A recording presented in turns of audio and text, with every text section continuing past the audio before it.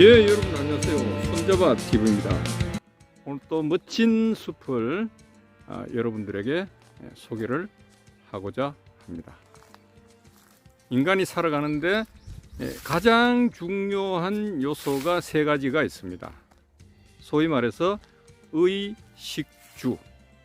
그러니까 첫 번째가 의가 이제 옷이 되겠죠. 생존하기 위해서 체온을 유지를 해야 되겠죠.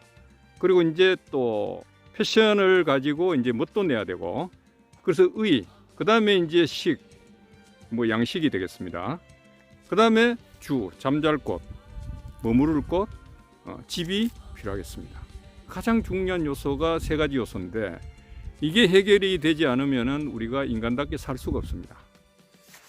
그래서 이번 영상에서는 즉 옷을 생산하는 대한민국 최고의 뽕나무, 상주 두곡리 뽕나무의 유래를 살펴보고, 대한민국 건국 4355년 전부터 우리 민족과 함께 해온 뽕나무의 역사와 우리를 늘 아름답고 따뜻하게 만들어준 비단옷에 대하여 알아보겠습니다.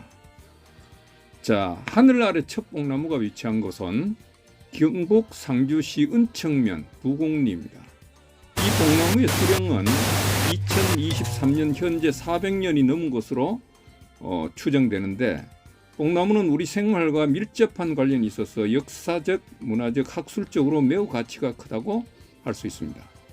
그리고 이 상주 두곡리 뽕나무는 1972년 경상북도 보호수 1호로 지정되었고 2020년 천년기념물로 승격하여 지정된 것입니다. 국내의 뽕나무가 천년기념물로 지정되어 관리되고 있는 것은 2곳 정도 되는 것으로 매우 희귀한 나무로 알려지고 있습니다. 상주 두곡리 뽕나무의 수형을 보면 키는 12m 정도 되고, 나무 줄기의 둘레는 원줄기가 되겠죠. 4m 정도. 나무가 뻗어나간 가지의 폭은 최소 13m에서 최대 16m 정도로, 가지 최대 둘레는 50m 정도라고 할 수 있습니다. 이 뽕나무의 생식 상태는 매우 건강한 편인데, 뽕잎과 오디도 왕성하게 생산되는 것으로 파악되고 있습니다. 뽕나무는 인간 삶에 매우 유익하게 쓰이며 여러모로 도움을 주는 나무입니다. 잎의 용도는 누에의 먹이로 사용되어 우리에게 최고의 옷을 생산하게 하고, 또 잎은 녹차 등 재료로 사용되어 이뇨작용, 성인병 등 예방에 도움을 주고 있습니다. 열매인 오두는 흰머리를 검게 하고 정신을 맑게 하는 등 다양한 약재로 사용되고 있고, 뿌리 껍질은 열을 낮추고 기침을 멈추게 하는 데 효과가 크다고 합니다.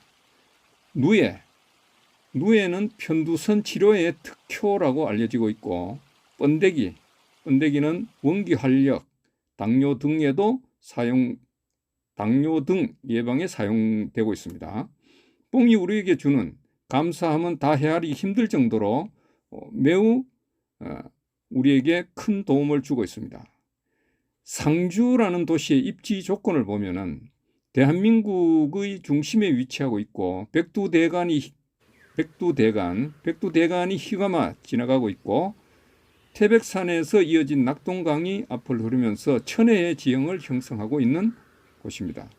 또 경상도에 위치한 상주는 경주와 상주의 앞 글자를 따서 경상도가 된 것처럼, 상주는 경상도를 대표하는 도시라고 할 수 있고, 대한민국 중심 도시라고도 할 수 있습니다. 그리고 또 상주는 300의 고장이라는 명성을 가지고 있습니다.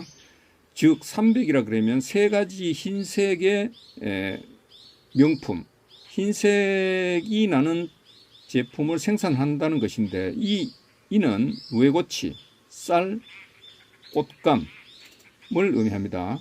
먼저 누에고치는 우리가 가장 중시하는 의식주 가운데 의에 해당되는 것이죠. 누에고치에서 생산되는 비단옷은 금보다 귀하게 여기고 있죠. 임금의 의상으로도 사용되는 등 인간에게 최고의 제품을 생산하는 전통의 고장 상주가 된 것입니다.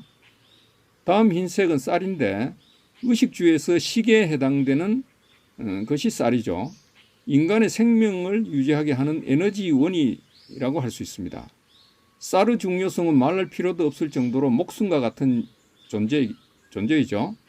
단군 역사 이래 쌀 작업으로 배고픔을 해결한 것은 불과 40여 년 전 1976년부터입니다. 그 전에는 이 주식인 쌀 그 주식이 해결이 안 됐습니다. 그래서 우리 민족이 늘 배고파서 그렇게 지냈습니다. 저도 그랬습니다. 어릴 때. 바로 이 쌀을 통해서 배고픔을 해결하도록 한 고장, 이 고장이 바로 상주라고 할 수 있습니다. 마지막으로 한 가지의 흰색은 곶감. 곶감은 이제 감을 가지고 이제 말려서 곶감이 되는데, 그래서 곶감이 되면서 이제 겉에 하얀 그런 색이 입혀지니까 이제 백색의 생산품이라고 이제 하는 것이죠. 이 곶감은 인간 삶에서 달콤한 맛으로 즐거움과 여유의 의미를 가지고 있다고 할 수 있겠죠. 다시 말하면 과일은 삶의 멋을 더하는 덤의 기능이라고 할 수 있지 않습니까? 피로를 덜어주게 하는 여유의 기능을 하고 있는 감이 되겠습니다. 제가 이미 하늘 아래 첫 감나무라는 영상을 방송한 바가 있는데, 그러니까 최고의 감나무도 상주에 있는 것입니다. 이러고 보면 상주라는 명칭의 도시는 상상 이상의 고을이라는 뜻이 되겠죠. 위에서 살펴본 바와 같이 상주는 정말 명칭에 걸맞는 명성을 가지고 있다고 볼 수 있겠습니다.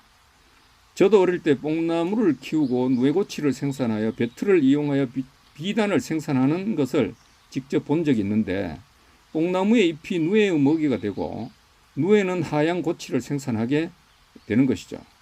비단을 생산하기 위해 고치에서 실을 뽑고 이 실을 배틀에서 격자로 짜면 황금보다 귀한 비단이 생산되는데, 이 비단의 원재료로 사용되는 것이 뽕이죠. 뽕입니다. 상주는 우리나라 최고의 양자업 고장이라는 명성을 가지고 있죠. 상주 지역이 양자업으로 유명해진 것은 뽕나무와 누에가 자라는데 최적의 환경 조건을 갖고 있기 때문입니다. 즉 지형은 산맥이 솟아있고 강이 굽이쳐 흐르는 등 천혜의 비옥한 토양을 형성하고 있는 것이죠. 또 기온은 봄부터 가을까지 누에고치 생산에 가장 적합한 20도에서 28도 정도를 유지하고 있고, 강우량은 1000mm 내외로 습도는 70-80%를 유지하고 있습니다. 누에고치 생산에 최적의 조건을 갖추고 있는 곳이 상주입니다. 상주 지역이 양자업으로 유명해진 것은 명주전이라는 시장이 열린 시대가 신라시대였는데, 이때부터 누에고치로 생산된 명주가 이제 거래가 된 겁니다. 신라시대에는 왕궁에서 직접 명주를 생산하였다고 하는데, 이후에도 양자업은 계속 이어져 국가 차원에서 장려되고 관리된 것입니다. 양자업의 최고 전성기는 대한민국이 오늘의 모습으로 재건되기 시작한 1962년 잠업 증산 5개년 계획을 펼쳐서 1970년대까지 15년간 3개년 계획, 5개년 계획을 3매 추진하니까 15년이죠. 추진하면서 양자업의 최대 호황기를 누리게 된 것이라고 합니다. 이후 1980년대를 지나면서 인건비가 이제 상승되고 값싼 중국 제품이 들어오기 시작하면서 또 이렇게 되니까 이제 대체 작물의 전환 등이 이제 이루어지면서 양자업 수요가 크게 줄게 되었다고 합니다.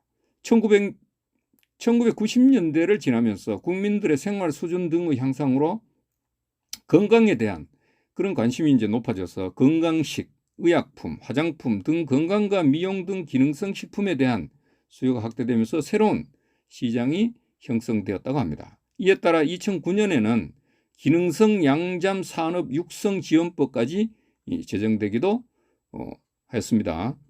현재 상주의 양잠 농가는 70여 호 되는 것으로 파악되고 있는데, 상주시 함창읍이 50여 가구는 배틀을 이용한 전통 방식으로 실을 짜서 매년 명주 옷감 10만 피를 생산하고 있다고 합니다. 그러니까 이제 이게 이 옷감 단위를 필이라고 하는데 한 필은 보니까 27m인 것 같아요. 27m. 한 필은 27m. 그래서 이것은 대한민국 전체 생산량의 50%에 달하는 양이라고 하니 명주 생산에 대한 명성은 계속되고 있다고 할 수 있겠습니다. 뽕나무 양자업에 대한 유래를 보면 4,300년 전입니다. 누에고치를 생산했다는 내용이 당군세기라는 기록에서 전하고 있다고 합니다. 당군세기라는 것은 이제 고려 시대 때에 고려 후기에 이암, 이명, 범장 등이 이제 그 진기한 이 당군 시대의 책을 고서를 이제 그 접하게 됐는가 봐요. 그래서 이 내용을 토대로 해가지고 이제 그 당군의 역사를 정리를 했는데, 그래서 이 내용은 당군 1세부터, 그러니까 이제 우리가 이 대한민국 창건을 얘기할 때 기원전 2333년을 얘기하잖아요. 그래서 1세가 2333년부터 47대, 그러니까 47세 당군, 기원전 295년까지 약 2000년의 실록을 기록하고 있다고 합니다. 이 안에 누에고치 생산했다는 기록이 있다는 거죠. 또 앞에서 언급한 바와 같이 신라시대에는 상주시 함창읍에 비단옷을 사고 팔 수 있는 명주전이라는 시장이 열렸고, 또 신라 왕궁에서는 비단 기술을 백성들에게 전파하였다고 합니다. 그러니까 이게 이제 국가 차원에서 매우 중요한 그런 사업이었던 거죠. 이게 뽕나무, 누에치기, 그 다음에 명주가 곧 비단입니다. 자, 그리고 이제 그 조선시대 세종실록 지리지. 세종실록 지리지는 우리나라 이제 지리에 대한 기록을 조선 초기에 이제 그 기록을 했는데, 여기 이제 단종 2년에 여기 완성이 된 것입니다. 그래서 뽕나무에 대한 기록이 있고, 조선 인조 임금 때에는 백성들에게 양자업을 권장한 것으로 전해지고 있죠. 그래서 이 두 공리의 뽕나무가 이를 증명하고 있는 듯합니다. 그러니까 여기 이제 두 공리 하늘 아래 첫 뽕나무가 식재된 곳에 가면은 천년기념물 등 이제 기록판이 거기에 설치되어 있는데, 거기에 이 내용이 나오는 겁니다. 조선시대 인조임금, 그러니까 인조임금은 17세기 상반기에 이제 통치를 했어요. 그러니까 그때에 두공리 이 뽕나무를 식재했다고 추정하는 거죠. 그러니까 17세기 상반기에 했으니까 이 나무의 수령은 350년에서 400년이 된 것으로 지금 전해지고 있는 것입니다. 이러고 보면 상주의 뽕나무 양자업 명주 생산은 4355년 전 대한민국 탄생부터 현재 2023년에 이렇게까지 4355년의 역사를 맥을 고스란히 우리에게 전해주고 있다고 할 수 있는데, 그렇죠? 이는 너무나도 소중한 역사성을 가진 고귀한 전통 문화가 아닐 수 없는 것입니다. 어마어마합니다. 뽕나무와 인간의 관계. 이번에 이제 그 뽕나무에 대해서 영상을 만들면서 이런 생각이 듭니다. 수천 년을 변함없이 이 땅의 사연을 간직해온 나무들이 있고, 그리고 이 뽕나무. 수백 년 동안 대대로 인간들이 원하는 바를 다 내어주면서도 이렇게 꿋꿋하고 당당하게 위치하고 있는 나무가 이 뽕나무입니다. 반면에 나무 관점에서 인간은 어떤 모습으로 비춰질까? 이런 생각이 문득 들었습니다. 이 땅의 주인은 인간이 아니라 나무라는 생각이 타당하다고 생각하겠습니다. 그러면 나무는 인간들이 주인도 아닌데 주인 행세하고 있다고 하지 않을까요? 하잘것없는 권력과 물질의 욕망에 사로잡혀서 살아가는 어리석은 인간들이라고 나무가 치부할 것 같은 생각이 강해집니다. 4355년 대한민국이 창건된 시초부터 수천 년 동안 우리에게 최고의 옷을 선사한 뽕나무 유래와 그 사연, 하늘나라의 첫 뽕나무인 상주 두곡리 뽕나무의 모습과 감사함에 대하여 구독자님과 함께 이해할 수 있는 소중한 시간을 갖게 되었습니다. 손잡아 TV를 구독하시면 행복의 권리를 찾을 수 있습니다. 구독자 여러분, 감사합니다.